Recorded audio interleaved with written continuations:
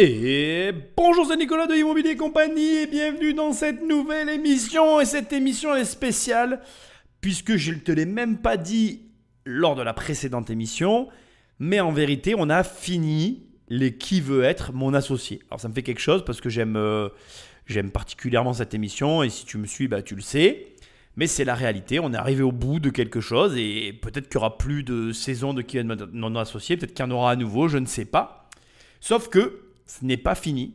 Il nous reste une dernière émission à analyser. Et cette dernière émission, en fait, c'est un épisode que je n'avais pas analysé du premier Qui veut être mon associé. Alors, j'avais hésité au début à commencer par celui-là, mais finalement, j'ai eu envie de terminer par cet épisode pour me faire un petit coup de nostalgie et pour t'annoncer aussi que tranquillement, on arrive à la fin de cette série des Qui veut être mon associé, puis qu'on va rebasculer sur de l'analyse d'entrepreneurs qui plaît tant à certains et qui déplaît tant à d'autres. Mais ça, c'est une autre histoire. Pour l'instant, on va se concentrer sur l'émission qui nous lie ici. On va back to the past, revenir en arrière et attaquer donc le décortiquage d'un vieil épisode de la saison 1 de Qui veut être mon associé qui était passé à travers les mailles du filet. Au passage, si j'ai raté des épisodes ou des Qui veut être mon associé, n'hésite pas à me le dire ou à me le faire savoir. Tu m'envoies, comme les membres de la communauté l'ont fait pour celui-là, les liens vers l'épisode et je me ferai un plaisir de les analyser. Merci à tous ceux d'ailleurs qui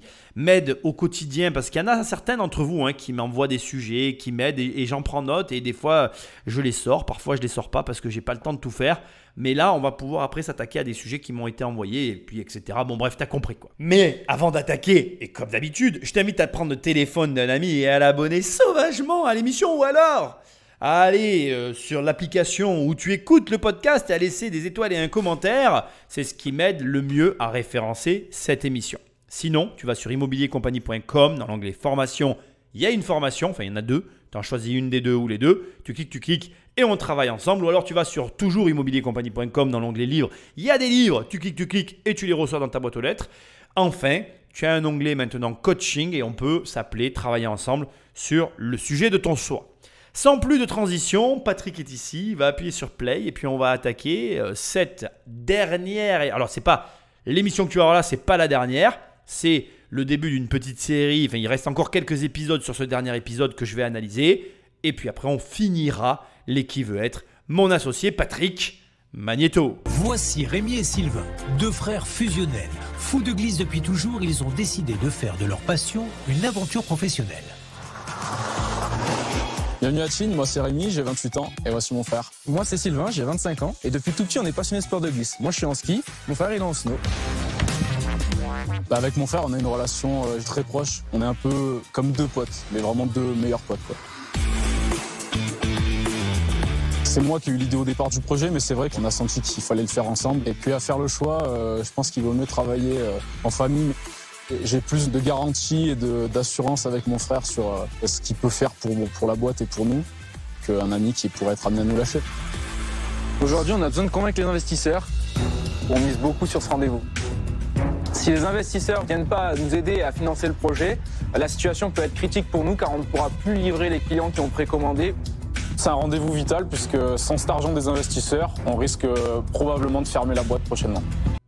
L'intro est passionnante parce qu'en réalité, elle te montre un aspect hyper intéressant de la création d'entreprise qui est très peu évoqué, pareil, qui ne me semble pas avoir déjà été évoqué dans mes émissions, c'est la confiance.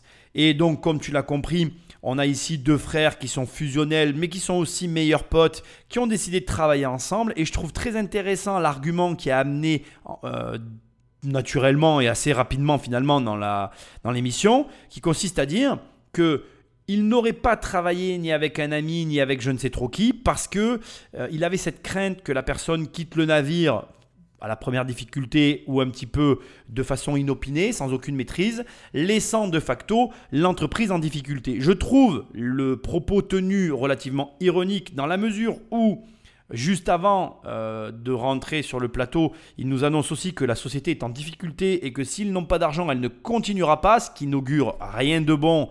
Et je me préfère te le dire parce que bien évidemment, ils viennent ici avec un couteau sous la gorge.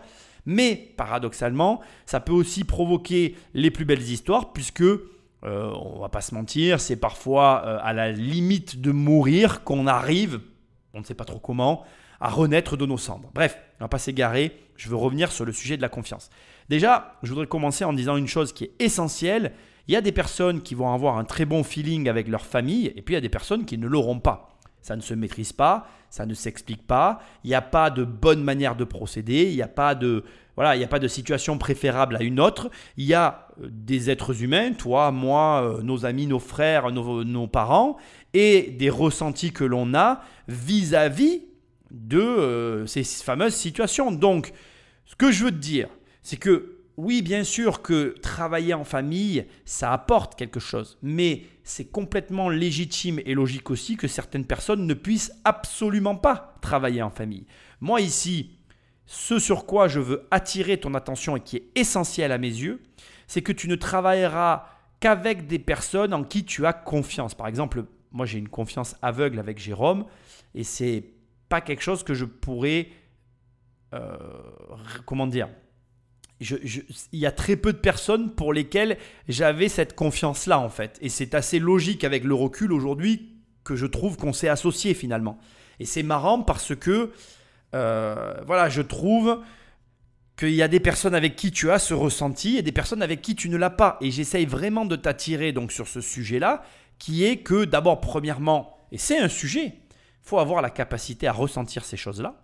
Et deuxièmement, il faut accepter qu'avec certaines, tu auras ce sentiment et avec d'autres, tu ne l'auras pas. C'est tout. Et ça se contrôle pas. Enfin, moi, je crois que ça ne se contrôle pas. Ça se ressent, ça s'éprouve et ça doit être pris en considération. Donc, c'est un élément important de la création d'entreprise. C'est un élément capital dans l'avancée de tes projets et tu ne peux pas, pour moi, l'ignorer. Tu dois considérer aujourd'hui que quand tu vas t'associer avec quelqu'un, tu vas devoir effectivement, comme ça a été sous-entendu ici, laisser pénétrer la personne à un degré très avancé dans ton intimité, parce que la création d'une entreprise, c'est aussi de l'intimité et le partage de données qui ne sont pas naturellement partagées, notamment l'argent. Aujourd'hui, l'argent, on peut en penser ce qu'on veut, l'argent n'est pas partagé. C'est-à-dire qu'il y a des personnes, il y a même des couples qui ne partagent pas leur compte en banque. Et il y a des couples qui le partagent. C'est une réflexion personnelle pour laquelle il n'y a pas d'avis. Il n'y a pas quelqu'un qui a raison ou tort. C'est des comportements, des acceptations, des visions de la vie qui se croisent ou pas. Et donc, tu peux ne pas partager ton compte en banque avec ta femme et partager ton compte en banque avec ton associé. C'est une configuration qui existe dans la nature. Et inversement, ça existe aussi. Tu peux partager ton compte en banque avec ta femme, ne pas partager ton compte en banque avec ton associé et te retrouver du coup dans une situation particulière.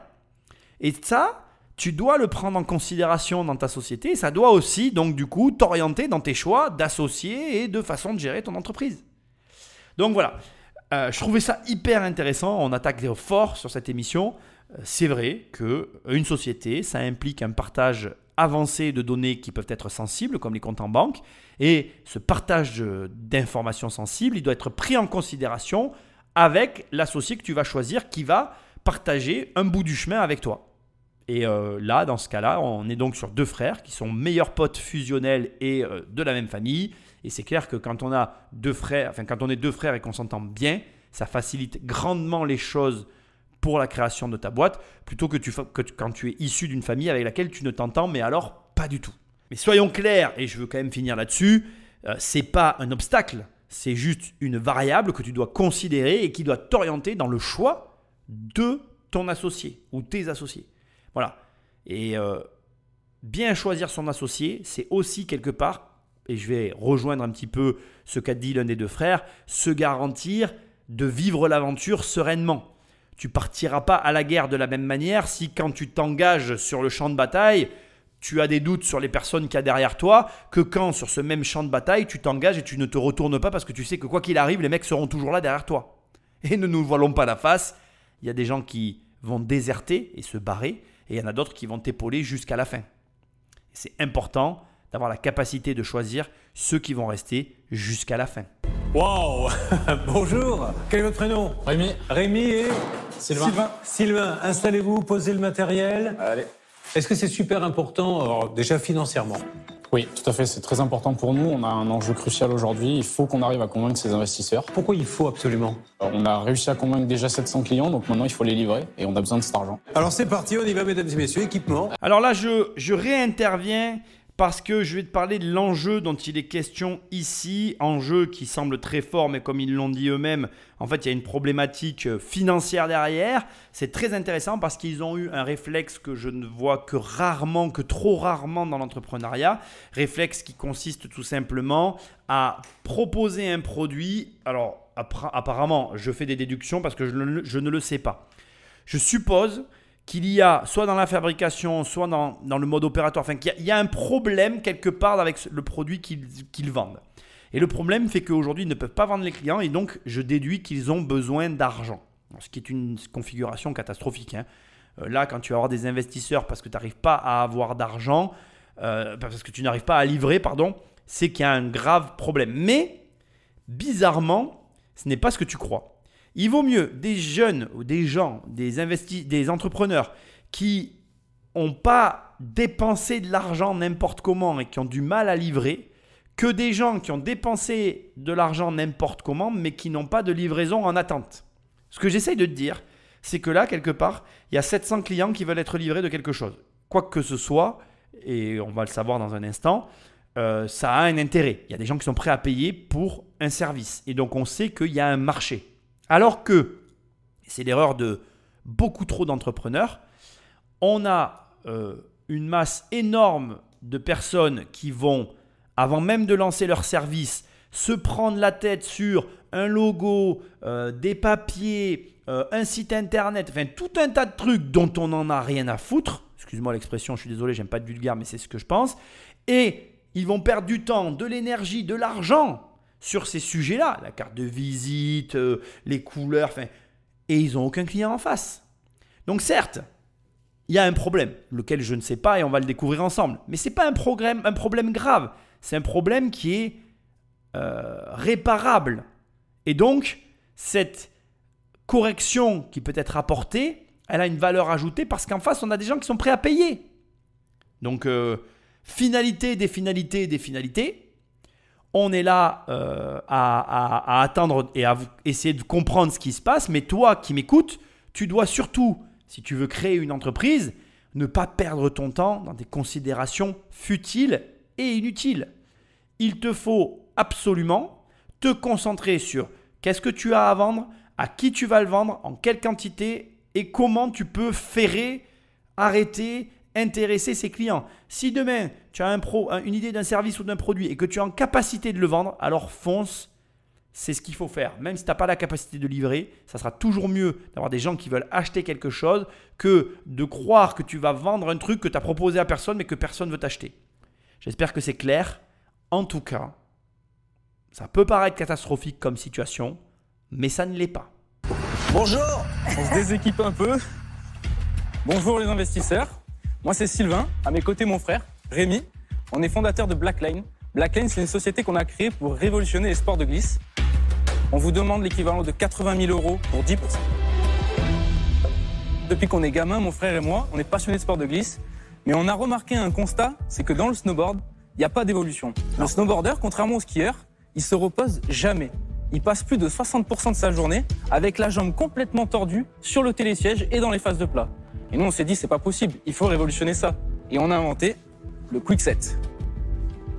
Donc le Quickset, c'est un disque mécatronique qui vient s'insérer directement au milieu des fixations de snowboard, qu'elles soient neuves ou d'occasion. On touche à peu près 90% des fixations du marché. Et l'intérêt, c'est de pouvoir, à l'aide de cette petite télécommande, déverrouiller ou verrouiller la rotation de son pied pour permettre à l'utilisateur de mettre son pied dans l'axe de la planche pour pouvoir se déplacer finalement comme si on était en skateboard ou en trottinette et pour pouvoir notamment s'asseoir sur les remontées mécaniques confortablement comme un skieur. Et on a réussi à convaincre 700 acheteurs qui ont acheté ce produit sur Internet. Et aujourd'hui, si on est là devant vous, c'est parce qu'on a besoin d'argent pour finaliser la production de ce produit qui est aujourd'hui un prototype fonctionnel. Il est également breveté. On a un dépôt de brevet en France et on a une extension de brevet PCT à l'international qui est en cours. Et on a sur ce produit-là un marché qui est quand même très important puisque c'est 13 millions de pratiquants dans le monde. Bon, on a eu énormément d'informations sur cette partie, vraiment des informations importante et extrêmement intéressante. Je commence par le début. 800 000 € de valo pour la société. Bon, je vais mettre ça tout de suite en perspective avec un autre élément qui est venu après dans leur discussion, les fameuses 700 ventes qui ont déjà été faites. On sait avec l'introduction qu'en réalité, ils ont réalisé ces ventes mais qu'ils n'arrivent pas à produire. La façon dont ça a été dit ici, je suis dubitatif sur le fait que nos investisseurs aient bien compris de quoi il s'agissait. Je l'espère qu'ils ont bien compris de quoi il s'agissait parce que c'est quand même important d'entendre qu'une entreprise aujourd'hui a réussi à vendre mais n'a pas réussi à livrer, ce qui est une bonne configuration d'une certaine manière, mais aussi pour moi pas si confortable que ça parce que je trouve quand même intriguant le fait qu'ils n'arrivent pas à livrer. Pourquoi ? S'ils annoncent 800 000 € de valo, soit c'est qu'ils font déjà du chiffre d'affaires, soit ils se basent sur le potentiel de leur, de leur création.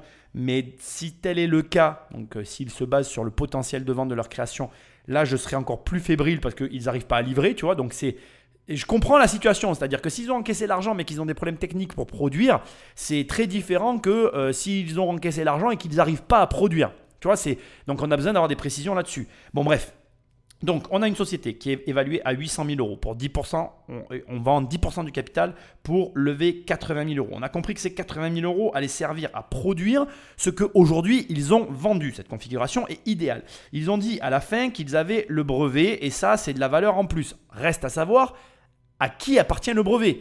Est-ce qu'il leur appartient à eux ou est-ce qu'ils le laissent dans la société? Ça aussi, ça peut faire toute la différence. On a déjà vu le cas avec les jeans dans émission que je t'invite à écouter d'ailleurs parce que les jeans c'était vraiment hyper intéressant.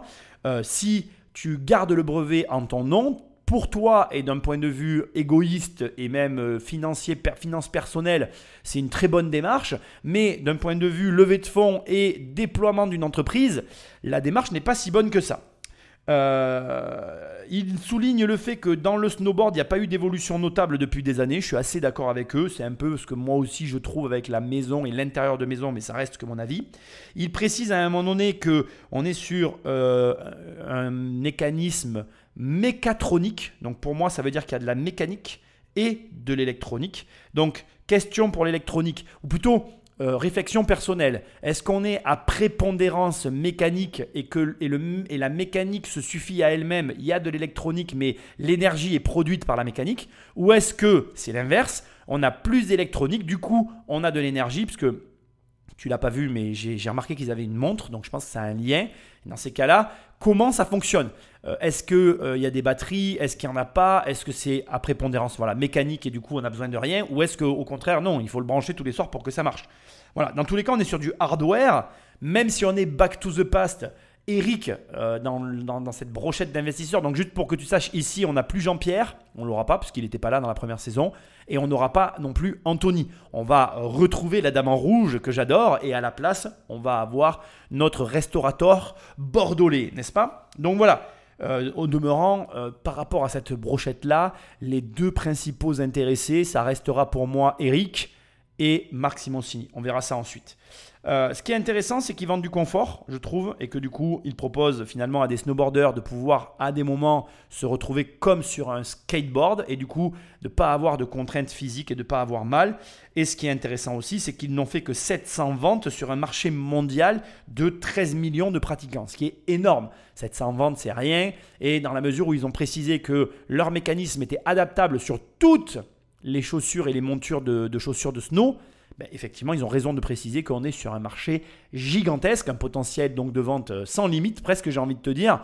Pour moi, pour l'instant, elle est belle. Personnellement, il y a des détails que j'aurais besoin d'avoir pour vraiment te dire j'y vais à fond, mais je commence à avoir le portefeuille qui frétille, j'investirai, en tout cas au premier abord. On va vous faire une petite démo, ça sera plus parlant. Avec plaisir. Donc là, ce qui se passe, c'est que quand on est en phase de prise de télésiège, pour un skieur, c'est relativement facile et reposant. Mais pour un snowboarder, c'est l'horreur. C'est exactement ça. Installé confortablement. Et mon frère, on se retrouve avec le pied complètement tordu. Alors qu'un skieur, lui, il est dans l'axe et il se repose tranquillement sur son télésiège. Sachant que, comme je le disais tout à l'heure, c'est plus de 60% d'une journée de ski, donc c'est quand même assez imposant.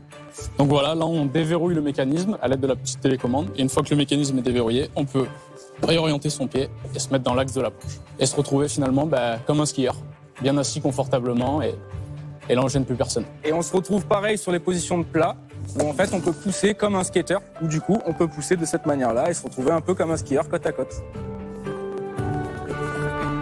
C'est ingénieux. Personne n'y avait pensé avant. Non. Du tout. Et la force du projet, c'est qu'on a inventé un disque et pas une fixation complète. Et ce disque est multimarque, compatible sur toutes les marques neuves ou d'occasion. Un utilisateur, il a un peu ses marques favorites. Il adore garder son matériel, il en est fan, entre guillemets. Et nous, on l'empêche pas de le changer. J'imagine que vu que ça se déconnecte avec une télécommande, c'est qu'il y a de l'électronique dans le disque. Tout à fait. Donc ça veut dire qu'il y a une petite batterie, Ouais. il y a la télécommande, tout ça doit être très étanche, Tout à fait. Exact. résister au froid. Tout à fait. Il faut que la pile soit pleine quand je pars snowboarder. Tout à fait. Il y a quand même des contraintes électroniques, quoi. Et ça, vous n'aviez pas le choix. Non, on n'a pas le choix parce qu'en fait, ce qui se passe, c'est que ce dispositif est sous le pied. Ouais. Donc, une fois qu'on est chaussé, on n'a plus d'accès manuel au niveau du dispositif. Donc, il fallait forcément un système de pilotage à distance. Ça s'installe facilement. Je dois démonter ma fixation, mettre le disque et remonter ma fixation. Tout à fait. Est-ce que vous pouvez nous faire une démonstration là? Vous Bien avez sûr. prévu ou pas du tout? Moi, je veux bien voir quand même. Alors, en fait, pour s'adapter, on a un système de bague comme celle-ci. Et là, tout simplement, en fait, on vient enlever Vous les enlevez quatre vis, celui-là. on enlève D'accord. celui-ci, On prend le on nôtre. met le nôtre à la place, D'accord. et à partir de là, On a Et fait ils ont cette- tous le même diamètre là, chez tous les constructeurs. Non, C'est ça qui justement, me et c'est surprend, grâce moi. à cette bague en fait qu'on vient créer l'adaptabilité en fonction des modèles. Ok. Votre brevet, il est sur le mécanisme interne qui Interne. vient faire la rotation fait. avec la sécurité. Tout à fait. Et le fait que ça soit piloté à distance sans câble. Et la télécommande, vous l'avez fait développer ou vous avez pris un truc du marché? Le boîtier est un Le boîtier du boîtier. marché, Ah, c'est la ça, carte hein. électronique, elle Ok. est Oui, oui, elle est mais développée. Et c'est un c'est du boîtier de Bluetooth marche, classique. Voilà. En fait, ça pourrait fonctionner typiquement avec Avec- d'autres Tout télécommandes. à fait. Tout à fait. L'objectif derrière, ça serait Mettre une potentiellement montre connectée, de par créer exemple. Voilà. un système avec Une une appli. Une avec une montre appli, connectée. on n'est pas obligé d'acheter. Exactement. Ok. Ok, c'est astucieux. Merci beaucoup. Tu penses quoi? C'est bien? Oui, non, c'est simple, oui, c'est adapté, ouais. Bah écoute, y a rien à dire. À part que maintenant, je vais te renvoyer la balle. Là, on va plus parler d'eux, en fait. On va parler de toi. C'est tellement basique. Et je veux dire, réfléchis une seconde à tout ce qu'on vient d'écouter. Ils prennent un boîtier de montre classique qu'ils adaptent. On est sur un émetteur-récepteur Bluetooth classique, comme le fait remarquer Eric, presque. Quelqu'un qui développe une app pourrait remplacer la montre. Donc, la montre n'a pas lieu d'exister en elle-même. Aujourd'hui, eux, ils ont fait avec, comme on dit, les moyens du bord. Ce qui m'intéresse tout particulièrement parce que, voilà, je te renvoie la balle. Aujourd'hui, tu as une idée et tu vas me dire « Ah mais oui, mais Nicolas, je peux pas la faire, etc. Blablabla. » Oui, on peut jamais rien faire en fait. En fait, on peut toujours, comme je le répète toujours dans ces émissions de toute façon, on peut toujours trouver toutes les excuses pour ne pas faire et on peut toujours chercher aussi toutes les raisons pour faire. Là, en ce moment, je vais peut-être pas du tout m'en servir, tu vois, mais je suis en train d'apprendre à coder. Parce qu'à un moment donné, j'attends. Je suis en mode un peu comme la plupart des gens, tu vois. J'attends finalement qu'on soit arrivé à un certain point pour commencer à développer une app. Et récemment, je me suis dit, mais t'attends quoi en fait? Qu'est-ce que j'attends? Rien. J'apprends à coder et j'essaye de faire une app. Et le peu que j'aurais fait, peut-être que ça servira à rien. Peut-être que ça me servira. Dieu seul sait. Mais au moins, j'essaye quelque chose. Et ce que j'essaye de dire, c'est ça. Je ne connais pas tes projets, je ne te connais pas. Je ne sais pas ce que tu es en train de développer ou de penser dans ta tête. Mais quoi que tu aies en toi, tu peux déjà commencer à le faire. Et même si ce par quoi tu commences n'est pas précisément, je vais dire, l'élément central de l'idée finale que tu as en tête, ça n'est pas grave. Chaque petit pas que tu vas réaliser, que tu vas réussir à mettre en œuvre concrètement, j'entends, hein, vers l'objectif, c'est un petit pas qui te rapproche. Et tu verras, la vie c'est comme ça, il y a des tout petits pas insignifiants qui nous embêtent tous, qu'on se dit bon, ouais, ok, super, j'aurais mieux fait de me casser une jambe ce jour-là. Mais un jour, d'un coup, tu vas faire un bond immense et tu vas te dire, ah ouais, le chemin parcouru quand même, à coup de petits pas, n'est pas si ridicule que ça. Et c'est ce que je voudrais que tu comprennes. Ces jeunes, ils se sont dit, tiens, il y a un problème, je ne comprends pas que personne n'y ait jamais pensé, je vais faire avec les moyens du bord. Et on voit bien que c'est rudimentaire, Comme ils le disent, puisqu'à un moment donné, le Bordelais nous dit « Oui, comment on fait pour s'adapter ?» Parce qu'il n'y a pas toujours la même taille, donc ils acquiescent. Ils disent « Oui, c'est vrai, effectivement, il peut y avoir parfois au centre de la fixation des orifices plus ou moins grands, mais regardez, on a mis une bague qui permet d'adapter au mieux en fonction de ce sur quoi vous allez tomber quand vous allez démonter et remonter votre fixation. » Et donc, ça montre quoi ? Ça montre que oui, c'est peut-être pas aujourd'hui le produit parfait. Oui, le produit sera largement améliorable. Mais en attendant, ils ont produit quelque chose et ils en ont vendu 700 exemplaires.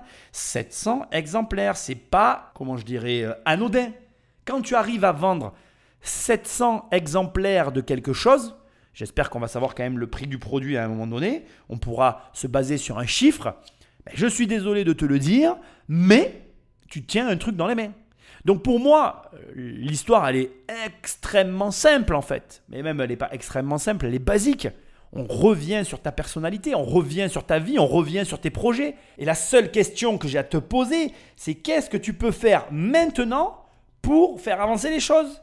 Tu peux, et je suis désolé, ça va peut-être t'interpeller ou je ne sais quoi, mais tu peux très bien vendre déjà à l'heure actuelle quelque chose. Là, tu es face à des jeunes qui ont vendu 700 unités d'un produit qu'ils n'ont pas réussi encore à sortir à grande échelle. Ça veut dire quoi ? Ça veut dire que le prototype qu'ils ont amené là sur le plateau, c'est peut-être le seul prototype d'une dizaine qu'ils ont réussi à sortir. Donc ils ont 10 protos qu'ils ont mis en photo, qu'ils ont mis sur un site ou je ne sais où, et qu'ils ont vendu à une communauté qui les ont achetés et qui leur a permis d'encaisser tout cet argent. Donc moi, je n'ai qu'un seul truc à te dire. Et j'insiste, c'est hyper important, ces podcasts ne sont pas là que pour être écoutés. Il faut aussi que tu passes à l'action. Qu'est-ce que tu peux faire maintenant pour commencer à gagner de l'argent ou commencer à faire, je ne sais pas quoi, mais n'importe quoi, dans le domaine, l'activité que tu as en tête. Voilà. Qu'est-ce que tu peux faire ? Réponds à cette question, pose des actions concrètes et puis tu verras que comme eux, il va se passer des choses dans ta vie. Combien ça coûte ? Le produit aujourd'hui, on peut le proposer à 139 € TTC. Quelle est votre marge ? Quel est le coût actuel ? On a un coût de revient de 40 € hors taxe. Vous avez demandé un petit peu en grande série ? Oui, aujourd'hui on a des estimatifs sur à peu près 5 à 10 000 quantités. On serait capable de descendre aux alentours de 32 à 33 € hors taxe. Qu'est-ce que vous voulez faire avec ces 80 000 € exactement ? Finaliser la production, financer D'accord. toute la partie moule pour pouvoir lancer le produit. Et vous nous demandez 80 000 € pour 10%. Tout à fait, oui. Vous n'y allez pas avec le dos de la main morte quand même, parce que vous n'avez pas commencé, ça vous fait déjà une boîte à 800 000. Vous avez investi combien pour démarrer ? Aujourd'hui, on a dû faire l'équivalent d'à peu près 20 000 à 25 000 € d'apport. Et derrière, on a réussi à lever, depuis la création, environ 150 000 à 200 000 €. En capital ou en dette ? Non, en dette. En dette. En dette avec une part d'environ 50 000 € de subvention. D'accord. Et aujourd'hui, vous êtes les deux seuls actionnaires ? Où il y a un troisième actionnaire supplémentaire. qui est un réseau de soutien qui détiennent 5% des parts de la société. Très bien, on va pouvoir vous donner notre avis. Bon, alors là, accroche-toi bien, ça va être un moment intéressant. J'ai pas souvenir d'avoir jamais fait ça. Et j'espère que ça va bien rendre en podcast. Et je pense qu'on va passer un bon moment. Ils nous annoncent donc 700 pré-ventes réalisées pour un prix affiché à 139 €. La plupart des gens vont faire 139 € x 700 et ils vont se dire « Waouh, les mecs, ils ont fait quasiment 100 000 € de chiffre d'affaires », ce qui est complètement faux en fait. Et c'est hyper intéressant parce que le calcul est juste, la phrase est juste, ils ont effectivement fait 100 000 € de chiffre d'affaires, mais c'est absolument pas ce qu'ils ont gagné. Et c'est là que tu vois vraiment, y compris par rapport aux questions qui sont posées par Marc Simoncini, qui était plus incisif dans cette saison-là, je trouve d'ailleurs, au vu de ce qu'il dit. Voilà, ce qui est intéressant, c'est bien évidemment de voir et de comprendre ce qui est en train de se passer. Alors d'abord, 139 €, tu dois soustraire à tes 139 € la TVA, TTC, TVA, tu la collectes pour l'État. Donc ça fait qu'en réalité, l'entreprise ne gagne que 111 €. Et derrière, il faut que tu viennes déduire le coût de fabrication du produit. Donc pour eux, ils sont à 40 € hors taxe actuellement. Ils peuvent descendre à 33 € hors taxe. Et à ce moment-là, tu peux commencer à voir en réalité ce que gagne la société. Et là, c'est assez effarant, ou plutôt éloquent, je ne sais pas comment il faut dire, mais on se retrouve avec un chiffre encaissé pour l'entreprise de 49 700 € à 40 € hors taxe. Et s'ils arrivaient à faire de la production de masse, ils pourraient tomber à 33 € hors taxe, soit 54 000 € de chiffre d'affaires. Donc on est à quelque part entre 49 et 54 000 euros de chiffre d'affaires pour la société, de marge même, marge brute, à laquelle il faut déduire derrière tout ce qu'il y a à déduire dans une société. Ce qui est énorme. À ça maintenant, et c'est là que ça devient intéressant, c'est qu'on apprend qu'en réalité, alors déjà, avant qu'on apprenne, nous on l'a su dès le début, mais nos investisseurs découvrent en fait que techniquement ils n'arrivent pas à produire parce qu'il leur manque de l'argent, donc ils sont là pour avoir l'argent pour finir de produire. Encore une fois, j'adhère et j'adore carrément leur système. Si tous les entrepreneurs faisaient comme ces jeunes, il y aurait beaucoup moins de faillites en France. C'est eux qui ont raison. Je ne veux pas que tu crois que je prends ici une posture critique, bien au contraire. Je t'incite grandement à t'inspirer de ce modèle, bien que j'ai conscience aussi que tu auras du mal à t'en inspirer tant il est à l'antipode de notre mentalité française. Mais bref, passons. Donc c'est intéressant parce que là, les investisseurs comprennent qu'ils n'ont même pas l'argent de produire et qu'ils sont là pour les aider à produire et à rentrer du chiffre. Mais du coup, ils posent des questions sur l'entreprise et on découvre que les jeunes ont mis 25 000 euros d'apport dans leur société. Bon, jusque-là, tout va bien, mais il y a eu derrière 150 000 euros de dette. Donc ça veut dire que cette dette, elle vient imputer sur la marge un coût qu'on ne connaît pas, mais on comprend que la marge, elle se réduit. On apprend qu'il y a 50 000 euros de subvention. Faut-il encore voir les conditions d'obtention de la subvention qui, là encore, viennent taper dans la marge de la société. Et on apprend aussi qu'il y a un réseau de soutien qui possède du coup 5% de la société qui, à mon avis, est à l'origine de l'obtention des dites ou des fameuses subventions. Ça veut dire quoi? Quand Marc Simoncini annonce ou dit « vous n'allez pas avec le dos de la feuille morte » ou je ne sais pas quoi, parce qu'il n'a pas dit la phrase normale, normalement c'est le dos de la cuillère, mais passons, en valorisant votre entreprise, il a raison. Aujourd'hui, regarde, on a une société qui annonce, allez, on fait une cote mal taillée, on prend 50 000 euros de marge.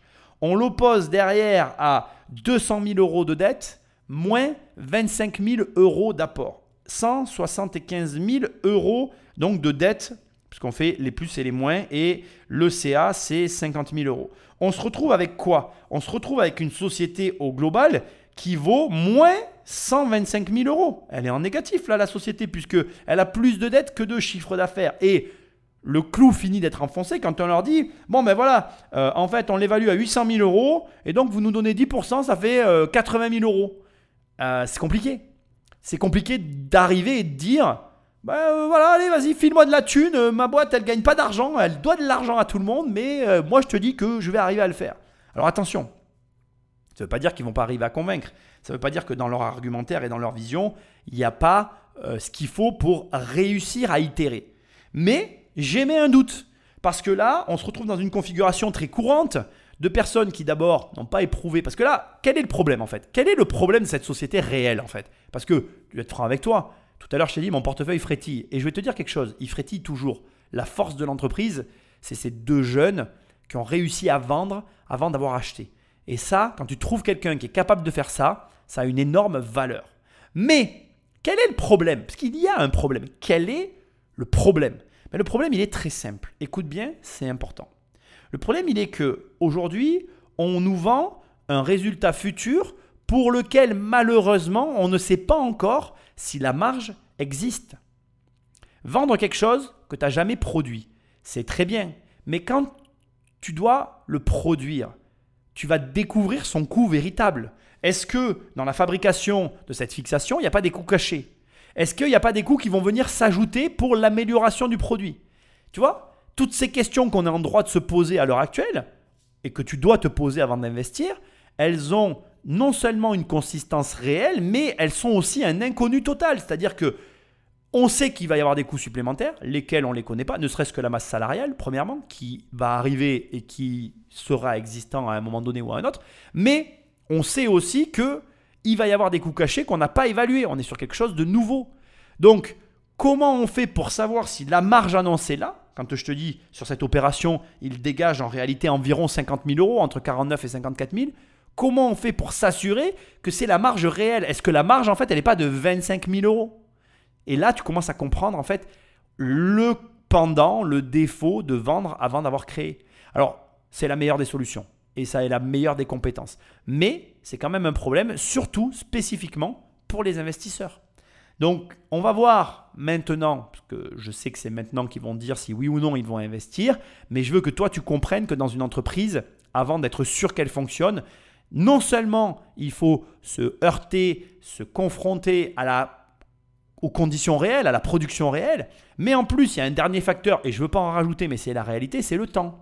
Parce qu'il y a un facteur temps qui vient s'ajouter à tout ça, c'est est-ce que le marché est réellement là et tu vas continuer à vendre tous les ans de manière permanente et suffisante pour couvrir les frais? Est-ce que tu vas avoir de la croissance ou pas? Parce qu'aujourd'hui, le système fiscal français t'impose une croissance sous peine de mourir. Et donc, tous ces paramètres, tous ces inconnus qui viennent s'ajouter, ça fait planer, j'ai envie de te dire, un doute énorme sur cette société qui, pour moi, est largement compensée, encore une fois, par la capacité à vendre avant d'avoir produit. Mais ça fait beaucoup quand même. Et pour tout te dire, si j'avais un reproche à faire à ce stade, c'est que la marge me paraît faible, surtout dans le hardware, surtout dans quelque chose comme ça de dur où il y a quelque chose à produire, tu vois, de concret. En fait, dès que tu as de la production, tu dois avoir des marges plus importantes, sinon tu n'assumes pas en fait. Et ça, il faut que tu y penses, c'est tout, c'est comme ça. Moi, j'ai fait du ski, mais très jeune. Aujourd'hui, j'en fais plus trop. Je trouve en effet assez ingénieux ce que vous proposez. Mais bon, c'est pas du tout mon domaine. Je pense que je vais pas suivre. Hein.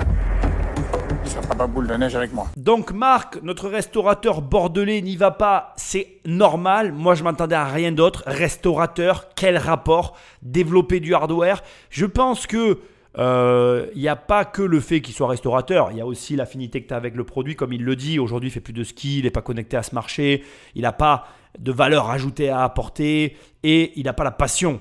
Donc, c'est hyper important dans ce genre de projet d'avoir ce qu'il faut pour entrer dans le projet. Donc voilà, je ne suis pas surpris, ça me paraît logique. On va voir maintenant le ou la investisseur, personne suivante. C'est vrai que c'est intelligent ce que vous avez inventé, c'est un accessoire qui a du sens.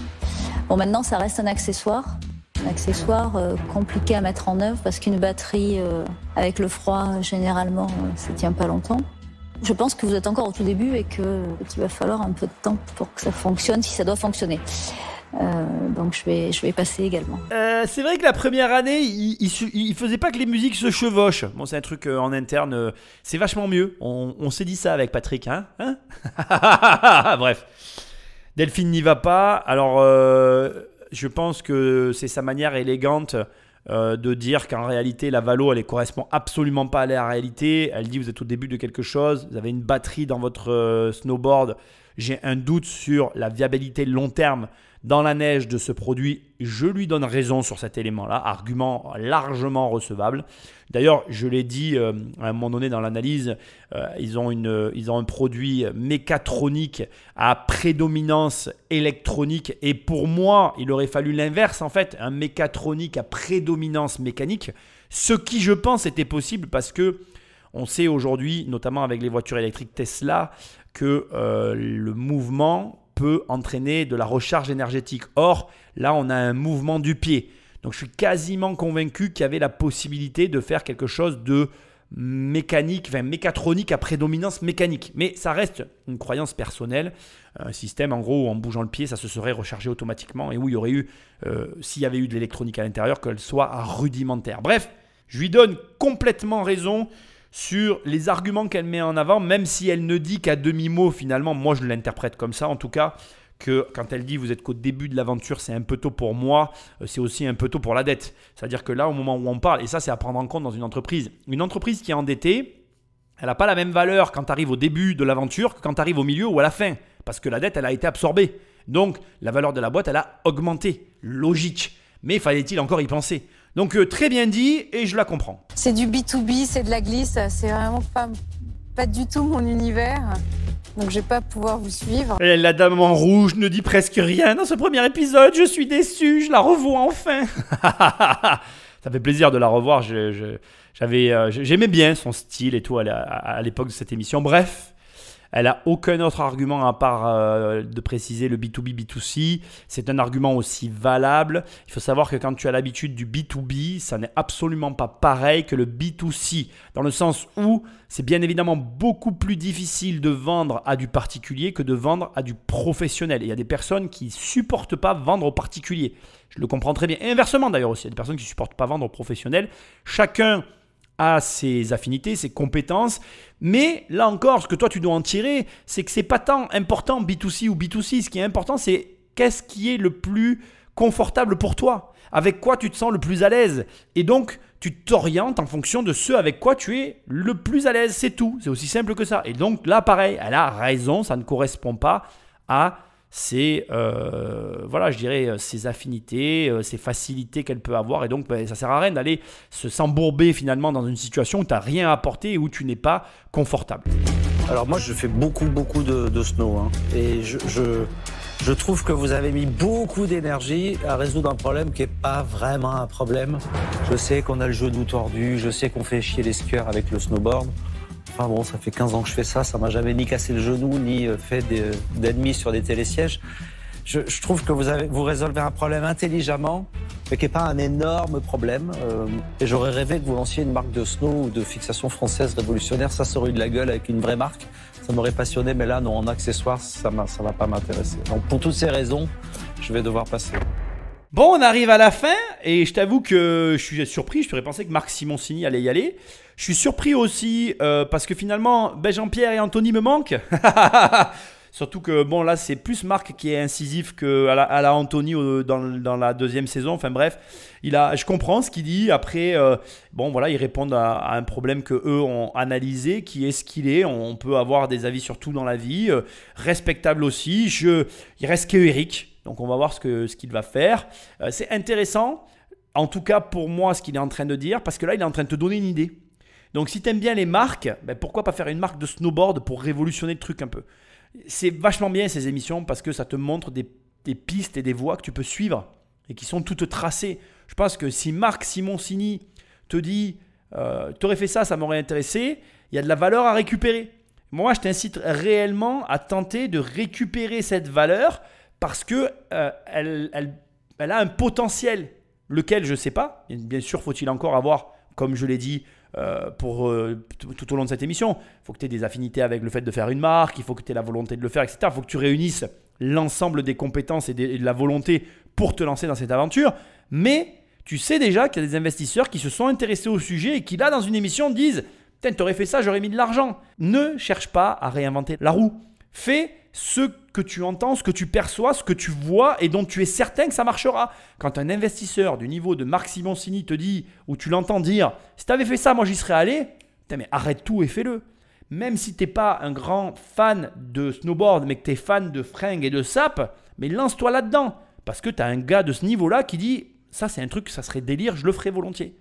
Il y a trop de gens qui cherchent à partir dans des trucs compliqués, alors que des fois, c'est juste là sous ton nez. Il te suffit de prendre l'idée et de la mettre en place. Patrick, Magnéto? Alors, moi, je suis pas du tout d'accord avec Marc. Bah, tant mieux. Parce que quand je fais du snow, j'en ai marre de me ramasser à chaque fois que je veux faire du plat, parce que j'arrive pas, enfin, je suis nul. Donc ça me parle. Mais par contre, la valorisation de votre entreprise, effectivement, vous y allez un peu fort. Certes, il y a eu de la R&D, vous avez travaillé, etc. Mais vous avez aussi des dettes. Donc ces dettes, vous ne les avez pas encore remboursées, j'imagine. Donc il y a quand même beaucoup de risques. Hein. Vous êtes au début. Il va falloir encore pas mal lever d'argent, investir.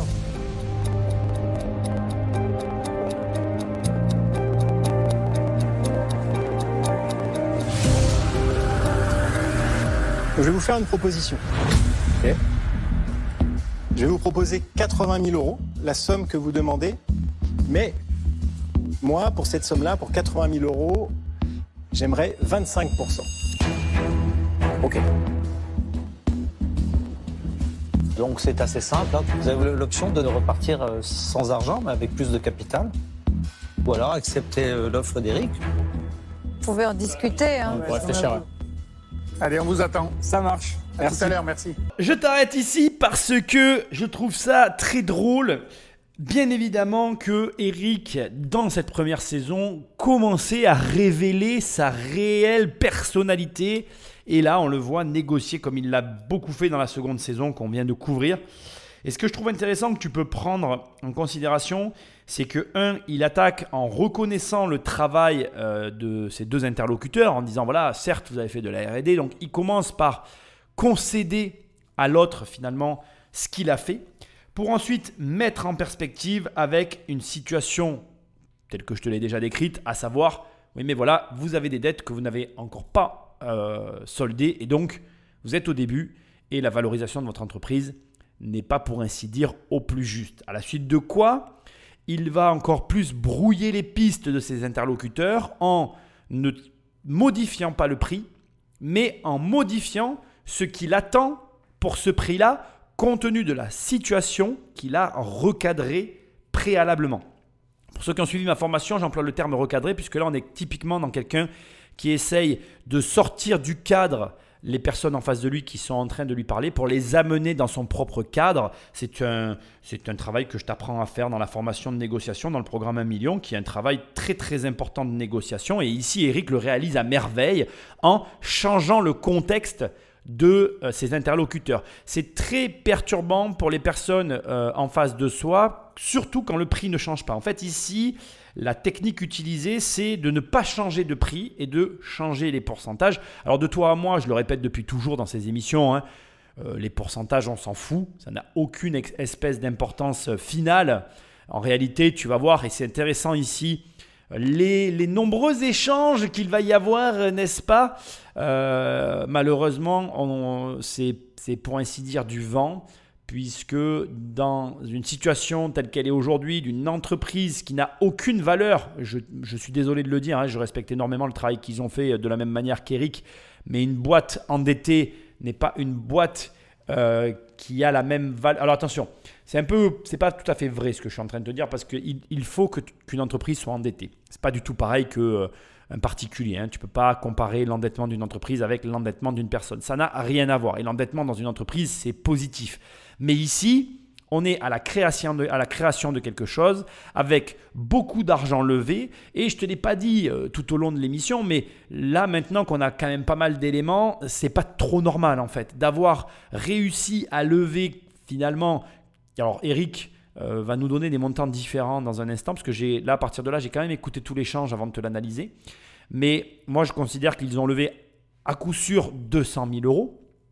Et avoir levé 200 000 euros en ayant l'incapacité de livrer 700 clients, non seulement on est en droit de se demander qu'est-ce qu'ils ont fait de l'argent, mais en plus, je m'interroge sur, avec pareil montant, qu'est-ce qui les empêche aujourd'hui d'arriver au bout du projet.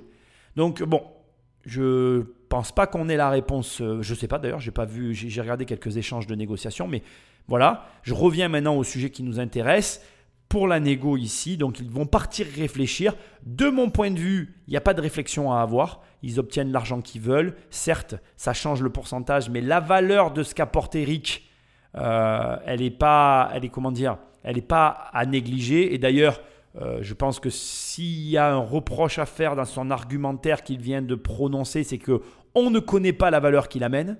Mais ça, tu vas voir que notre ami Marc, notre restaurateur, va lui faire remarquer. Il va se rattraper dans le deuxième échange.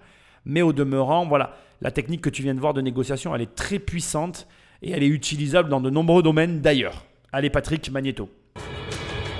Eric, en plus de ce soutien, qu'est-ce que tu peux leur amener, toi, par ton expérience professionnelle? Tout ce qui va être industrialisation, brevetabilité, protection industrielle. Voilà, c'est là où je vais pouvoir apporter quelque chose carrément. Sur le snowboard, pas trop. Non. Parce que ça, tu aurais dû quand même leur dire pour qu'ils comprennent qu'ils aient un intérêt plus que financier que ça, tu les suis. C'est une grosse part du capital. En mettant 25%, tu bloques un peu les levées de fonds futures. Ah oui, mais bon, ça fait partie du jeu. Ils ont déjà 300 000 euros de dette. Enfin, ça part de loin quand même. Hein. Donc comme je te l'ai annoncé, il lui envoie tout de suite une remarque. Là j'ai un petit peu remonté, hein. J'ai changé l'ordre réel de l'émission pour avoir une continuité des deux parties. Je trouve vraiment cette émission intéressante. Et dans la côté donc, du jury, comme le fait remarquer Marc Manœuvre, je ne sais pas s'il s'appelle Manœuvre d'ailleurs, Danov, bon bref, le restaurateur, il lui dit, mais en prenant 25%, tu vas enrayer les éventuelles prochaines levées de fonds. Il faut comprendre très simplement qu'en réalité, ce qui se passe ici est très simple. Globalement, plus tu vas avoir dès le départ d'investisseurs et donc de deal solutions. Donc, comment je vais te présenter ça? En gros, on va dire qu'on va partir sur 100%. Et sur 100%, ce qui compte, c'est les 51% de ta boîte. On va être clair, c'est-à-dire conserver une majorité et une même mise sur ton entreprise qui permettent de laisser rentrer des investisseurs. Et techniquement aussi, tu as donc 49% qui sont cédables à des tiers. Alors selon comment tu gères le truc, ici on a 2 frères, donc on peut complètement comprendre que les 51% seront pris par la famille des 2 associés. Ça veut dire qu'il reste 49% pour laisser rentrer des personnes. Sachant que sur leur entreprise, on a déjà 5% qui sont pris par une société de soutien qui a été énumérée tout à l'heure. Donc ça veut dire que déjà, sur 49, en réalité, on n'a que 44% de disponibles. Et si on retire maintenant encore 25%, ça veut dire qu'en réalité, on n'a que 19% de disponibles pour une éventuelle autre levée de fonds, entrée au capital de tierces personnes et ou développement de l'entreprise. Ça fait partie du jeu. Ça veut dire que tu dois considérer à un moment donné qu'il va y avoir un pourcentage qui sera rétrocédé à des investisseurs ou à une institution ou un institutionnel pour permettre à ton entreprise de passer à l'étape d'après. Ne te voile pas la face. Si tu veux gagner de l'argent, si tu veux passer au niveau supérieur, tu vas devoir faire des levées de fonds, tu vas devoir faire rentrer des investisseurs dans ton entreprise ou en tout cas faire rentrer de l'argent. L'argent dette lié à la banque a ses limites, des limites qui sont inhérentes aux contraintes que les banquiers vont appliquer sur le marché et aussi à la conjoncture économique. Là, au moment où j'enregistre ce podcast, tu le sais peut-être, mais il y a énormément de contraintes financières qui ont été appliquées sur les particuliers. Et il commence à y en avoir aussi sur les professionnels. Donc, ces contraintes, elles amènent quoi comme résultat? L'argent est plus difficilement disponible. Et comme l'argent est plus difficilement disponible, on se tourne naturellement vers ceux qui sont prêts à rentrer au capital des sociétés. Ces mêmes personnes qui vont regarder quel pourcentage ils vont pouvoir prendre de participation dans une entreprise pour que ça ait un intérêt pour eux. Tu vas pas avoir beaucoup d'argent pour 10% d'une boîte. Tu vois, je veux dire, c'est compliqué de lever 10 points d'une entreprise, de lever beaucoup d'argent pour 10 points d'une boîte. C'est plus intéressant pour un institutionnel d'avoir 20 points. Donc là, en l'occurrence, ils ne pourront pas les avoir si Eric les prend en totalité, puisque déjà, il ne laissera que 19% de viables, de valides. Et ce pourcentage-là, il a une importance pour la suite de la société et il a raison de le lui faire remarquer. Donc, c'est intéressant de comprendre aussi la réponse d'Eric qui dit qu'il y a 300 000 euros de dette. Alors moi, j'en ai compté que 200 000, mais bon, peut-être qu'ils ont des informations que nous n'avons pas. Mais peu importe, les 2 logiques s'entendent. D'un côté, on a un investisseur qui dit, voilà, la boîte est très endettée, donc moi, je ne suis pas prêt à prendre un risque pour rien. Et de l'autre côté, on a des entrepreneurs qui pensent à la suite, et ils ont raison, et qui disent, mais vous me prenez trop de part, comment je fais pour continuer d'avancer ? Donc, on va voir maintenant la partie de nos 2 entrepreneurs, leurs réflexions et on va avancer vers la fin de cette magnifique négociation. 80-25, ça fait beaucoup. Ça fait beaucoup, ouais. On pourrait partir sur une contre-offre. Ouais, il y a un risque.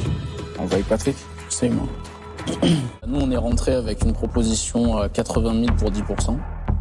Et la proposition, c'est 80 000 pour 25%.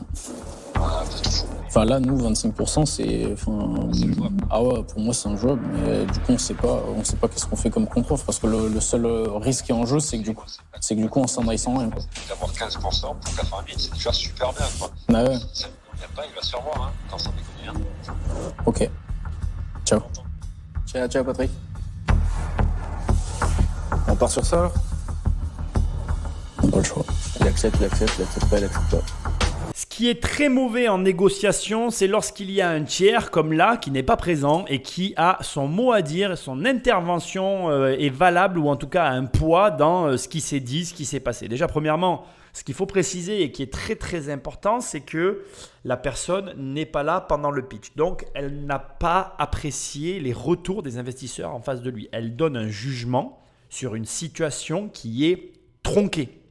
Je m'explique.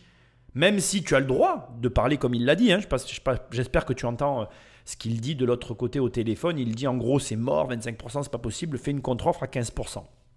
Très bien, sauf que tous les investisseurs ont tiqué sur l'endettement de l'entreprise. Et cette personne n'était pas là. Donc certes, ils l'ont dit, il manque un associé, il n'est pas là, mais comment peut-il émettre un jugement sans prendre en considération un élément essentiel à cette affaire qui est que premièrement, leur entreprise elle est surendettée et aujourd'hui elle n'a produit aucune valeur. Deuxièmement, ils sont arrivés, ils l'ont dit direct, mais ils n'arrivent pas à produire les pièces pour les vendre à leurs clients. Et troisièmement, le seul investisseur, donc je pense qu'ils l'ont dit au téléphone, mais qui aujourd'hui est en capacité de répondre à leurs demandes et j'ai envie de dire ironiquement, celui qui a le plus à leur apporter justement sur la production de hardware, de produits physiques. Et ça a aussi une valeur qui ne peut pas être simplement réduite à oui ou non, ou s'il n'accepte pas, il dégage, quoi. Donc, le problème ici, il est très simple. Il est qu'en réalité, on a d'un côté quelqu'un qui n'est pas là et qui conseille des gens qui sont là. Et ces gens-là qui sont là ont certes, à mon avis, tout retranscrit la situation, mais ne pourront jamais, transmettre à l'autre les émotions et les réactions complètes qu'ils viennent de recevoir dans la figure et qui jouent un rôle dans cette négociation. Une négociation, là, en fait, pour moi, elle est, je ne dis pas qu'elle ne va pas aboutir, je ne le sais pas, mais elle est un peu viciée parce qu'il y a une tierce personne qui n'est pas là et qui les conseille dans l'ombre et qui les influence, à mon humble avis, pas positivement pour cette affaire. Bon, c'est mon opinion, ça n'engage que moi. On va voir maintenant comment ça se conclut. Alors, Rémi et Sylvain, je vous rappelle qu'au départ, vous demandiez 80 000 € pour 10% de votre entreprise. Eric vous propose bien 80 000 €, mais pour 25% de votre entreprise. Donc, c'est un petit peu différent de vos attentes. Et donc, nous attendons votre réponse. Alors, honnêtement, déjà, on est ravis de la proposition. On a besoin de ça pour avancer. Et aujourd'hui, c'est des 25%. Pour nous, c'est pas possible. Par contre, nous serions prêts à céder pour 80 000 € toujours, 15%. Alors je me doutais que vous alliez faire une contre-proposition et j'ai moi-même réfléchi en fait à jusqu'où j'étais prêt à aller. Moi déjà, ce que je peux vous apporter, c'est aussi une aide sur l'industrialisation, sur tout ce qui est propriété industrielle, les brevets, réussir à passer le cap en fait d'une industrialisation de 1000 à plusieurs dizaines de milliers, de voir où est-ce que l'on peut faire ça. J'ai pas mal d'expérience dans le domaine. Okay. Moi, ce que je suis prêt à vous proposer en contre-offre, c'est 100 000 € pour 20%. Sylvain, Rémi, vous pouvez réfléchir à nouveau. À tout à l'heure. Je pense que pour du loisir, ça résout un vrai problème. Et s'il y a une vraie valeur dans le brevet, ça c'est quelque chose qui peut être revendu. C'est quand même 100 € pour avoir le pied là. C'est ça que ça fait. Hein. Je vois très bien de quoi il parle. Mais ça, pour moi, ça... Ouais, mais quand tu auras fait 2 semaines de snowboard, tu verras plus la différence. Ça fait des années que j'en fais, je suis toujours aussi nul. Ah, d'accord. Ah bah oui, mais si c'est pour une œuvre... Mais il y en a plein qui sont comme moi. 100 000 pour 20%. Non, c'est pas bon. Et là, c'est un peu vous plomber de dire je prends 20% tout de suite. C'est vous plomber vis-à-vis de tous les autres investisseurs derrière, quoi. Et cédez pas plus que 15, hein, honnêtement. Quoi. Ok, ça va. Okay. Merci Patrick. À plus. Allez, à plus, ciao. Alors, comme je te l'ai dit, pour moi, Patrick est très gentil et je comprends qu'il veut leur bien. Hein. C'est peut-être un parent, j'en sais rien, et la démarche est saine et bon, blabla. Mais ça perturbe et ne fait pas avancer le schmilblick de mon point de vue et ça n'a aucun sens et c'est surtout malvenu dans la situation actuelle. C'est-à-dire qu'il n'avait qu'à être là. L'erreur qu'ils sont en train de commettre, c'est de l'appeler et de s'en référer à quelqu'un d'absent des négociations et qui en plus se permet de donner un avis. Et au final, de l'autre côté, on a Eric qui, lui, a noté la remarque de notre restaurateur préféré et qui a appuyé sur ce qu'il allait apporter et a en plus accentué la déformation de sa proposition en augmentant le prix et en réduisant légèrement les parts. Et là, en fait, on est vraiment dans un changement de cadre, hein, en fait. Il n'y a pas d'autre phrase. C'est-à-dire que là, il est en train de reprendre la maîtrise du cadre. Donc, il est en train de complètement déstabiliser les personnes qu'il a en face de lui. D'autant qu'il ne faut pas oublier qu'il y a un élément essentiel qui est très malin de la part d'Eric à prendre en considération. C'est qu'aujourd'hui, il discute avec des gens qui sont dans une impasse par rapport à la sortie du produit et qui ont donc besoin de cet argent. Donc, ça veut dire que pour moi, la négociation va se conclure. Comment, je ne sais pas, mais elle va se conclure et j'aurais tendance à croire à l'avantage de Eric parce qu'ils ne sont pas en position de négocier. Et à mon avis, alors moi, je parle du Eric maintenant de la saison 2 parce que dans la saison 1, il était moins comme ça. Et encore que cet épisode, tu vois, je l'avais raté et je pense qu'on se serait bien marré à l'analyser en saison 1. Mais voilà, il était quand même déjà comme ça au départ. C'est vraiment un négociateur et un fin négociateur parce que je pense qu'il a cette capacité à bien saisir la situation et à bien jouer sur justement les faiblesses qu'il analyse et qu'il perçoit des personnes qu'il a en face de lui par rapport à l'état actuel de leur entreprise. Toutes les sociétés traversent des phases et chacune des phases crée en fait une faiblesse à différents niveaux. Et ces faiblesses, malheureusement, tu peux les exploiter comme là, comme il est en train de le faire, justement à ton avantage pour rentrer au capital, c'est ce qu'il est en train d'essayer de faire, de manière plus élevée que ce à quoi il avait accès au départ. Et c'est très malin de sa part. Même s'il part avec 15%, pour moi, il est gagnant parce qu'il aura toujours eu plus de capital que prévu initialement et donc sa négociation réussira. Dès l'instant qu'il repart avec plus de 10% annoncé, ça veut dire qu'il a réussi sa négociation et qu'il a réussi à obtenir, grâce à la situation et au changement de cadre, exactement ce qu'il cherchait à obtenir pour le même prix. Imaginons qu'au bout du bout, il arrive à avoir, même que pour 15% et à 80 000 euros investis, des parts dans cette entreprise, il aura gagné 5%. Et donc du coup, il les a attaqués sur justement un point sur lequel ils avaient une faiblesse compte tenu de la situation qui est qu'ils ne peuvent pas sortir le produit et que lui se propose de les aider sur ce sujet-là. On va voir maintenant ce qui va se passer. Ils ont réfléchi, ils se confrontent. Je vais juste ouvrir et fermer une parenthèse sur la remarque de Marc Simoncini qui montre son pied et dit ben voilà, tu es en train de donner quand même 100 000 balles pour un pied que tu peux tourner à gauche et à droite. L'air de dire ça me paraît cher payé. Et Eric lui répond oui, mais moi je vois très bien quel est le problème et ça m'emmerde à moi au quotidien. Alors bon, il y a un échauffouré entre les deux sur fond de rigolade, l'air de dire si tu faisais plus de 15 jours de snowboard, tu saurais en faire. Ben non, mais j'en fais tous les ans, plusieurs mois par an et je sais toujours pas en faire. Là, bon, voilà.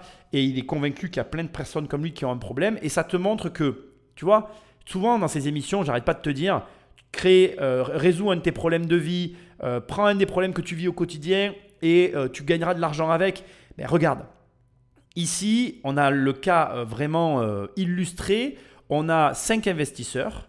On en a un sur les 5 à qui la problématique, enfin pour qui la problématique qui est soumise est réelle. Donc Eric, Eric vit réellement la difficulté du snowboarder et son problème à ne pas pouvoir tourner son pied.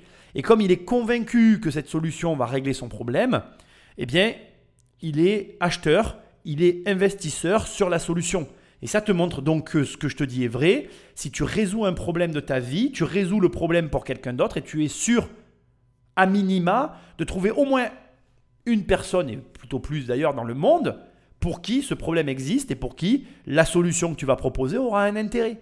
Donc, concentre-toi sur ta vie, regarde les problèmes que tu rencontres, essaye de proposer une solution à ton problème, essaye de te trouver pour toi-même une solution au problème que tu rencontres, monétise-le et encaisse le pognon, bordel. Il n'y a que ça à faire.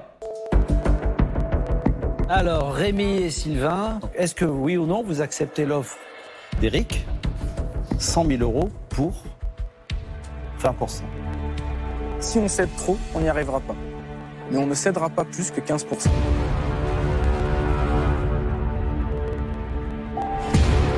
Si pour vous c'est impératif de garder un gros morceau du capital, je comprends et je respecte. Et moi, voilà, je reste aussi sur ma position.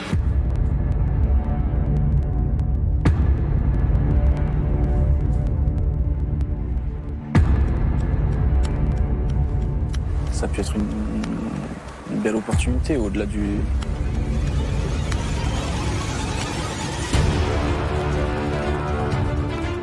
Moi, au feeling, je le sens, quoi.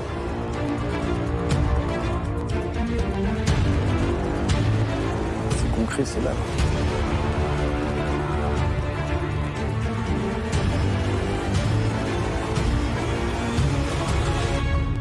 On va vous dire oui. Ouais, bravo. Bravo. Vous n'allez pas le regretter. Merci. Merci. Félicitations. Bonne Non, mais décision. vraiment, C'est c'est bien. bien, c'est un bon choix, c'est un bon partenaire. Il va vous amener beaucoup plus que l'argent. Bravo en tout cas. Merci. Merci. Merci, à très bientôt. Ne t'inquiétez pas. Allez, bon retour, Merci, au merci. revoir. Bon, j'ai laissé tout le passage, j'aurais pu faire des coupes, mais j'ai préféré pas les enlever. C'était un long moment de solitude. Donc en fait, c'est facile de comprendre que d'un côté, il parlait avec ce fameux Patrick que nous ne voyons pas et qui influençait les négociations alors qu'il était absent. De l'autre côté, il y a la réalité de ce que tu es en train de vivre et c'est exactement ce que je te disais. Eric a extrêmement bien joué en conservant ses positions et en prenant en considération la situation dans laquelle ils étaient, à savoir qu'aujourd'hui, en tout cas, ils n'arrivent pas à sortir leurs produits. Donc voilà, c'est une... Après, voilà, on pourrait discuter. Il y a des gens qui pourront toujours dire dans une situation comme ça, oui, il a profité de la situation. Mais en fait, pas du tout. C'est pas une question de profit. C'est exactement comme l'a dit Marc au moment où ils partent. Il va vous apporter beaucoup plus que de l'argent. En fait, le problème, c'est que les gens donnent de l'importance à des choses qui n'en ont pas. On donne de l'importance à de l'argent, on donne de l'importance à des parts sociales. Tout ça n'a aucune espèce d'importance. De toute façon, je ne l'ai pas dit tout à l'heure, maintenant je vais le dire, Eric n'est pas stupide. Si demain, tu as un institutionnel ou une société qui veut rentrer au capital, ben lui-même cédera des parts qu'il a déjà acquises à l'institutionnel. Alors certes, certains me diront, oui, mais c'est de l'argent que les deux jeunes auraient pu encaisser qu'ils n'encaisseront pas. Certes, mais on peut aussi se dire que si Eric ne rentre pas dans l'entreprise, il ne passe pas à l'étape d'après et du coup, l'institutionnel ne viendra non plus jamais. En tout cas, pas celui-là, pas aussi gros, pas avec autant d'argent. Donc si tu veux, en fait, l'histoire peut se réécrire toujours de mille et une façons. Il n'y a pas de bonne manière d'écrire une histoire. Il y a, comme l'a très justement dit son frère, c'est concret, c'est là, c'est présent. On le prend ou on ne le prend pas. On a quelqu'un qui nous dit, voilà, c'est ça ou c'est rien. Si c'est rien, ben, c'est rien pour toi. Et toi, tu as besoin de sortir ton produit. Aujourd'hui, tu dois sinon rendre l'argent à tous les gens à qui tu l'as pris. Donc, qu'est-ce qui est pire en fait? Perdre 10% du capital, qu'on s'en fout en fait, ou servir ses clients et encaisser son pognon. Voilà. Et ça, indépendamment de l'émission que nous sommes en train de faire, toi et moi, et de vivre ensemble ici, c'est des questions qui t'arrivent très souvent dans la vie. Demande-toi dans les choix de ta vie si réellement tu es en train de prendre le bon choix parce que tu es réellement en train d'apprécier la situation et ce que tu apprécies devant toi comme étant à sa juste valeur. Est-ce que réellement tu mesures le poids des décisions que tu as à prendre? Je ne peux pas répondre à cette question, hein. Mais ici, est-ce que réellement 10% de plus céder du capital pour 20 000 euros de plus, c'est grave? Je ne crois pas. Mais en tout cas, ce que je sais, c'est qu'aujourd'hui, ils ont l'argent et que l'entreprise a toutes ses chances de décoller. Maintenant, voyons déjà comment eux vont réagir, puisque là, on va avoir quand même un petit débriefing avec notre présentateur vedette. C'était compliqué, en effet. Qu'est-ce qui vous a fait basculer? Parce qu'on a entendu la conversation avec le troisième investisseur qui voulait absolument que vous restiez à 15%. Qu'est-ce qui vous a fait basculer là, à la dernière minute? C'est que pour nous, aujourd'hui, c'est vital. Qu'on peut plus se permettre d'attendre, il nous faut cet argent. Et l'offre était sous notre nez, donc il y a un moment, il faut prendre une décision. Et... Alors du coup, que va dire le troisième investisseur? Eh ben, il va falloir qu'on voit avec lui. Je pense qu'il va pas être très content qu'on ait accepté. Maintenant, à 5% près, voilà, il faut relativiser. Aujourd'hui, nous, on veut que ça marche, on veut que ça continue. Et là, au moins, c'est bien parti pour. Oh, bravo les gars, c'est une super aventure qui commence pour vous. Merci. Et puis, on regardera sur les pistes de ski et tous ceux qui sont équipés. Allez, allez le prévenir et bon courage pour le prévenir d'ailleurs. Merci. Merci. Non, mais bon, effectivement, ils étaient là peut-être pour eux lâcher que 10% du capital. Ils ont lâché le double. Maintenant, il n'y a plus qu'à attendre une avalanche de commandes. Oui, voilà, maintenant, il va falloir travailler. Et puis aussi, je pense qu'à moi de leur montrer qu'ils ont fait le bon choix. Je m'étais pas trop trompé, hein. Comme ils l'ont dit, acculés, ils ont accepté l'offre qu'ils avaient devant les yeux. Ils avaient de toute façon besoin de trouver une solution. Comme le dit notre très cher présentateur Valette, ils vont devoir l'annoncer à l'investisseur. Mais bon voilà, l'investisseur, lui, il veut rentrer aussi dans ses sous. Donc finalement, d'avoir un associé de qualité avec des capacités concrètes sur l'industrialisation de produits, ça peut que apporter une certaine valeur ajoutée. Surtout que moi, en tout cas, à sa place, je les remercierai. Je me retrouve associé avec Eric. Je serais quand même hyper heureux, quoi. C'est quand même un concours de circonstances plus qu'agréable. Et quelque part aussi, je ne peux pas dire une garantie. On n'a jamais de garantie dans la vie. Mais quand même, on est dans une barque dans laquelle on a une personne qui peut nous tracter vraiment à un niveau différent. Et puis, il y a aussi quand même au travers de tout ce qui leur a été dit, notamment l'idée de moi qui me reste vraiment en tête, l'idée de Marc Simoncini de faire une marque de snowboard qui, je pense, est le bon axe de développement à intégrer à l'entreprise. Voilà. Donc, ce qu'il y a de bien dans les émissions de la première saison, c'est que parfois, ils revenaient voir plusieurs mois après les sociétés pour faire un point sur justement comment ça s'était passé l'accompagnement et l'investissement. Et il se trouve que par bonheur, dans cette émission-là, c'est le cas. Donc Patrick, sans plus de transition, Magnéto! Quelques mois plus tard, nous retrouvons Rémi et Sylvain chez eux à côté de Marseille. Salut. Ça va? Ça va et toi? Salut. Salut. Bonjour. Je te présente Ben. Ça a été le moment de stress et de tension le plus haut que j'ai atteint depuis qu'on a créé Kwikset. On a eu l'impression peut-être qu'on n'était pas forcément ravis. Donc le choix, effectivement, a paru comme ça difficile. Et aujourd'hui, on est très content de l'avoir fait, puisque clairement, c'est ce qui nous sauve et qui nous permet aujourd'hui d'être là et de finir la production de notre Kwikset. Depuis la conclusion du deal, Eric les accompagne à chaque instant. Un accompagnement beaucoup plus large que le simple apport financier. Mon accompagnement sur ce projet a d'abord été le financement. Une fois ce point débloqué, il a fallu les accompagner dans la réussite de cette industrialisation, de la fabrication. Et donc là, on est beaucoup plus dans de l'entrepreneuriat et du partage d'expérience que de simplement faire un chèque pour résoudre un problème. Bon, super, vous avez bien avancé. Je pense que là, on a des prototypes qui permettent de montrer qu'il y a une réelle faisabilité. Maintenant, ce que je propose, c'est de voir quand est-ce qu'on va pouvoir livrer les clients.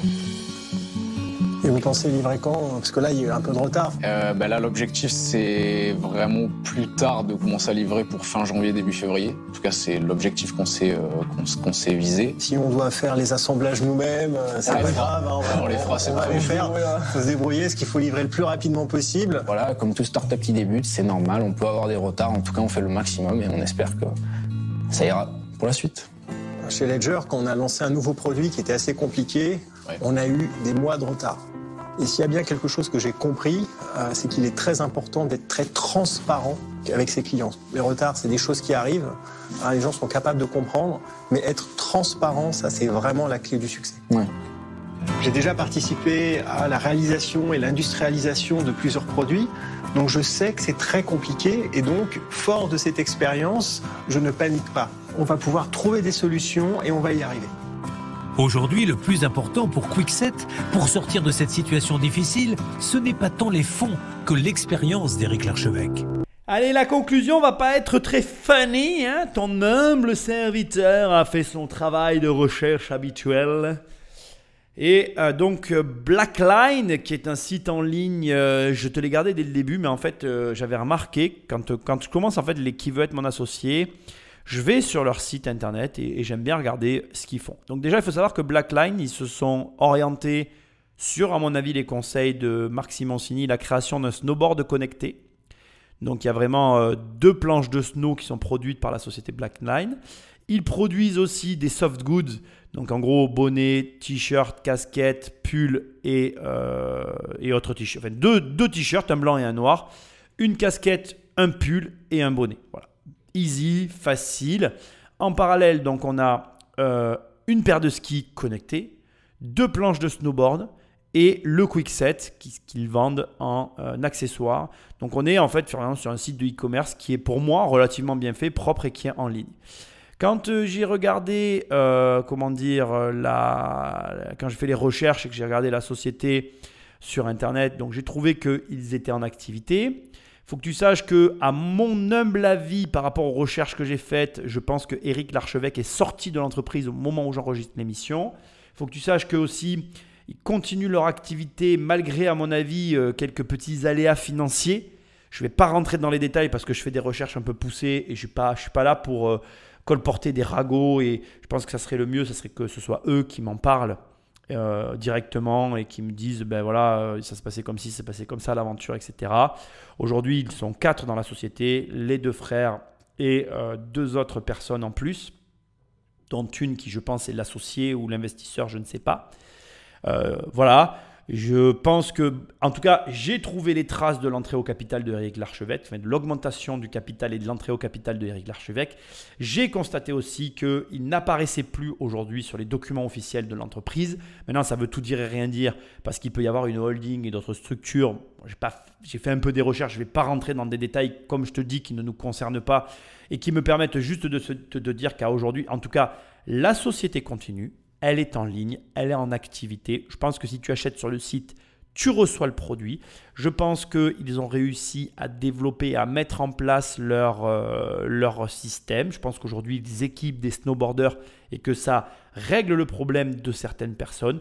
Maintenant, je ne suis pas certain que Éric Larchevêque soit resté avec eux. En tout cas, ce qui est intéressant dans cette émission et que je veux que tu retiennes, c'est que, comme ça a été dit au début, et ça m'a marqué, c'est quand même bien de s'associer avec un membre de sa famille parce que s'il y a une chose qui se vérifie à la fin de cette émission, c'est que les deux frères travaillent toujours ensemble et qu'Éric Larchevêque soit encore là ou pas, on est certain que d'une chose, c'est que les 2 frères sont toujours ensemble et que donc l'introduction de cette émission et aussi la conclusion de cette émission, quand tu t'entends bien avec ta famille, quand tu travailles et que tu vis en famille, tu es sûr d'une chose, c'est de rester ensemble jusqu'au bout. Alors sûr, on n'est jamais sûr de rien dans la vie, mais vraisemblablement, ça s'avère exact présentement. Ensuite, et c'est important, pour la négociation, sois attentif à t'assurer de bien avoir en tête au clair ce qui est important et ce qui ne l'est pas. Et 2, d'aller négocier avec toutes les personnes essentielles à la réalisation de l'opération que tu cherches à mener. Ne fais pas comme eux. S'il y avait une réelle critique pour moi qui ressort de cet épisode, c'est d'être allé négocier à 2 alors qu'ils auraient dû être à 3. Les choses se seraient passées peut-être différemment et peut-être que la finalité, elle aussi, aurait été différente.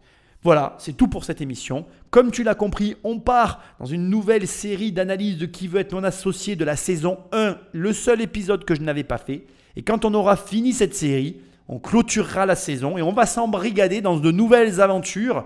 Je sais déjà sur quoi je t'emmène. T'inquiète, ça va être génial. Mais pour conclure, je te rappelle que tu peux aller sur immobiliercompagnie.com. Dans l'onglet livres, il y a mes nouveaux livres. Tu cliques et tu les reçois dans ta boîte aux lettres. Dans l'onglet formation, il y a mes formations. Enfin, il n'y en a que 2. Il n'y en a qu'une en fait. C'en est la même, mais elle est coupée en 2. Bref, tu cliques. Et on travaille ensemble. Il y a le coaching. Eh ouais, tu peux m'appeler et me parler. Et puis je te dis à très bientôt dans une prochaine émission. Salut!